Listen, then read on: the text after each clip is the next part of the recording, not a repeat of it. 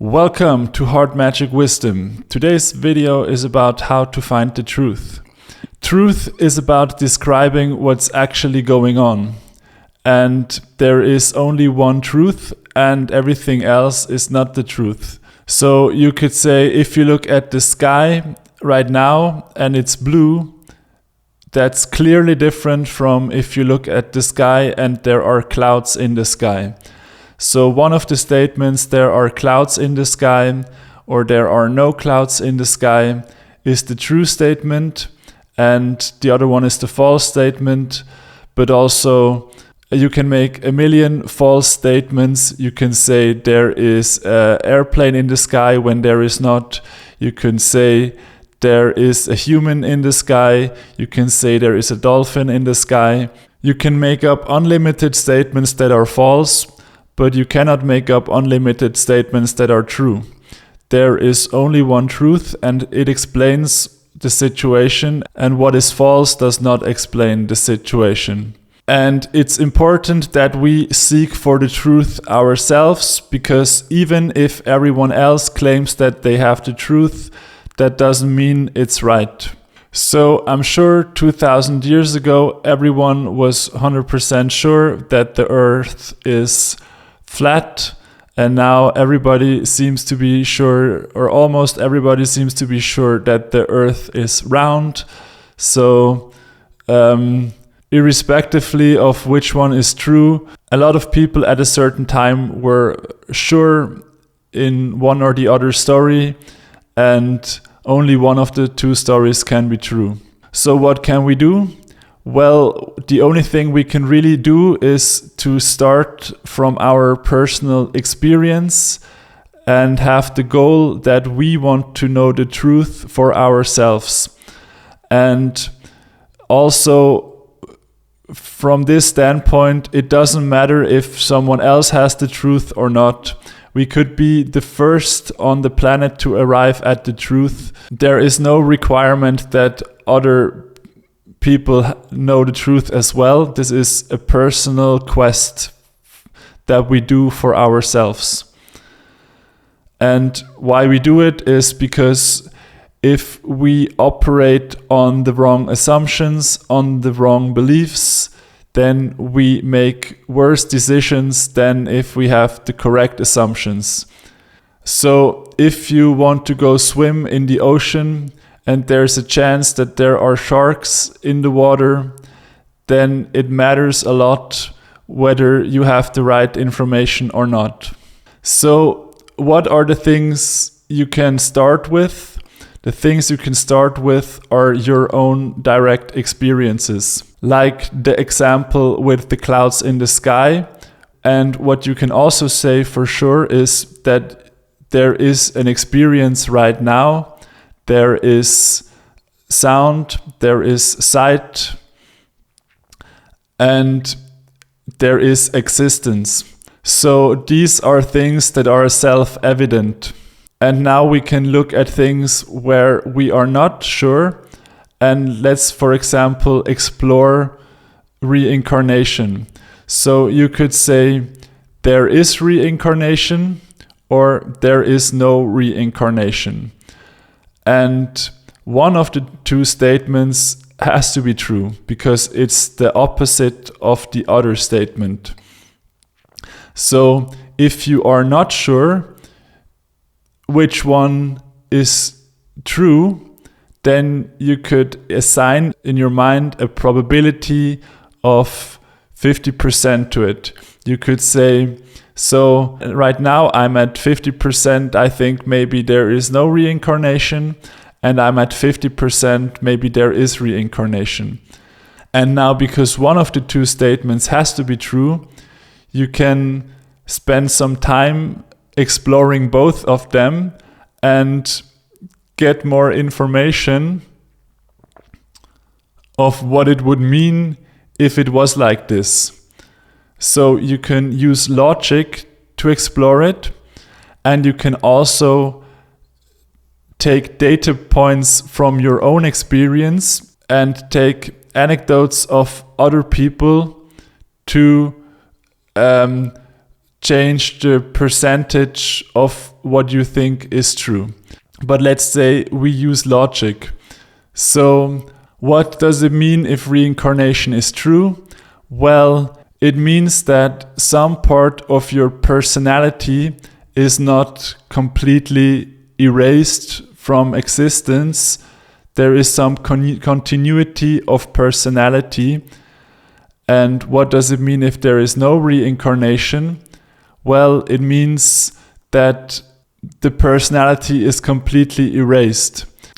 If there is reincarnation, or I guess any sort of continuity after this body dies, then you would have to think whether your decisions now would impact the experience after your body dies. And if there was no continuity of any sort after your body dies, then maybe there is much less to think about. But since we started by assigning 50-50 probabilities to both scenarios, now you can think back. So if the decisions that I make now have an impact on the experience after death,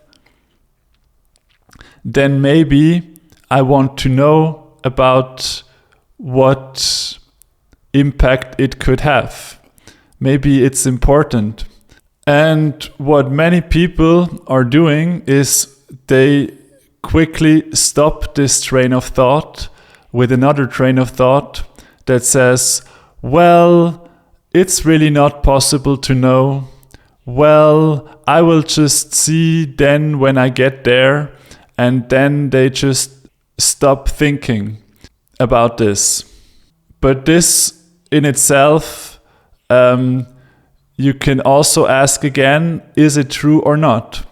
First of all, if you say you cannot really know this, then that's a very strong statement. That means you know that you cannot know, which would put you in the position that basically means I have explored all the possibilities, I have dedicated my life, and I have not found it.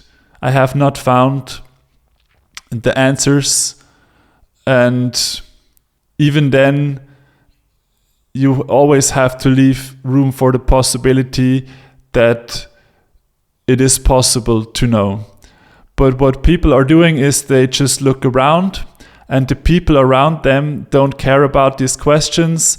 A lot of people around them say nonsensical things like, both atheists and religion have, in my opinion, a weird stance on issues like these. So now they think, oh, I guess these are the options, and they are not so convincing. And also, yeah, it's a lot of thought in a row, and now I don't really want to continue on this further. But if you were seeking, if you had like a different type of personality like me, then it wouldn't matter. For me, it doesn't matter. I could be the first one to discover the truth, or I could spend all my life looking for the truth. And even in a scenario where, I would be a seeker all my life and I wouldn't find what I was looking for, then that's still a more attractive option to me. And also, I have found a lot of the things that I was looking for. So I feel like the only way to even have the chance of getting there is if you really have the desire to get there. And with the topic of reincarnation or some continuity after death, this is something that many people have thought about. But first of all, the answers in the mainstream personally are not very convincing. Especially in the countries with the Christian traditions, I resonate a lot more with the ideas in the Buddhist traditions. But even then, this is all just information. You have to find out yourself what you think how it is and then act accordingly, because it's always possible that all the others got it wrong. And obviously, on the other hand, it's always possible that you have got it wrong. This is especially important for all the 100% atheists and 100% Christians who think they got it right. They think, oh yeah, I'm a Christian and I have the truth, and look at these poor Buddhists who just believe the wrong things, but luckily I believe the right thing. Or the atheists look at the Christians and they say, well, none of their things make sense. They got a God which has unlimited superpowers and he's just there, and he made this planet with so much suffering. Well, that doesn't make sense. And yeah, it doesn't make sense, but the atheist theory doesn't make sense either. It's just a different way of explaining away the problem of how we got here. And the atheists say, well, we got a big bang out of nowhere and we cannot explain it. And the Christians say, well, we got a God out of nowhere and we cannot explain it.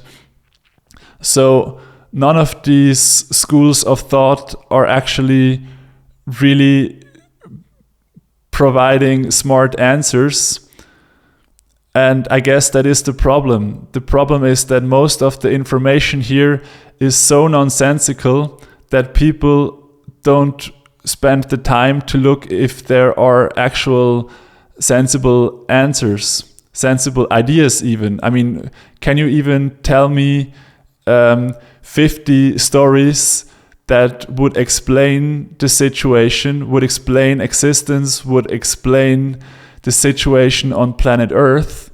If you cannot formulate a single story that would explain it, that's a problem, because we know that there is a truth. There is one story that explains it, and all the other stories are wrong. And to say, well, we are just humans, we are so small, that's another story. And how can you be sure that this is true? It's just astonishing to me how easily people get dissuaded from thinking about these important questions. And my goal in this video is to just give you a lot of different kinds of information to make you want to explore more options. Also, my channel will explore more options. And if we don't take extraordinary steps, to sound grandiose for a second, towards discovering these things, then we will have an ordinary life with ordinary ideas.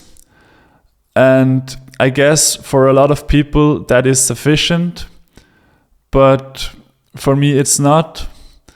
And I hope there are a lot of others who also have a desire to get to the bottom of what's going on. And I see on YouTube there are a lot of people who are. So now this is also a public discussion of people who are like-minded, who are open-minded, who share their experiences and their ideas. So if you are one of the people who feels the same way, I'm happy to see you. I hope you say hi. And I hope many more of us come forward and show ourselves to ourselves so we know that we are here. Yeah. Thank you very much for watching and see you soon.